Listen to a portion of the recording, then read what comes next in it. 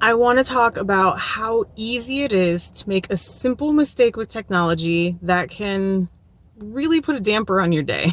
So, this is the third time this morning that I tried to record a video, and the first time I recorded it and it didn't save.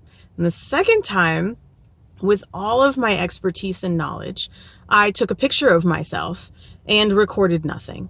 And the third time I recorded it, I was clearly frustrated and it didn't turn out to look so great. What I want to do is take this moment and say, it's going to be okay. I think we've all done it. Whether we didn't plug something in and swore the whole system was broken, or we changed a setting that clearly shouldn't have been changed, and we can really let it ruin a whole day. It can ruin a business process. It can set things back. But with anything, you just got to take a step back and say, how is this supposed to happen? And how can I fix it? Some of the most simple mistakes that I've made and my clients have made are not saving things, which thankfully for the cloud is not as big of a deal anymore.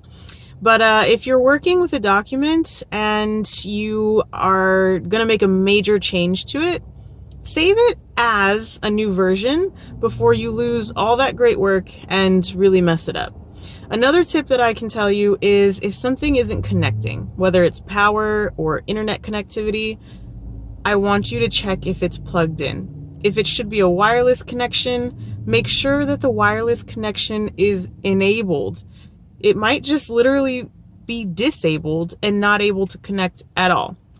That is probably one of the leading things that causes frustrations for my clients, especially when they're traveling and they're in coffee shops, airports, hotels. They can't get on the wireless. They haven't enabled that connection. And the last thing, for me today at least, as far as not making those tiny mistakes, is look at the process and what you should be clicking on. And this really goes for anything you interact with.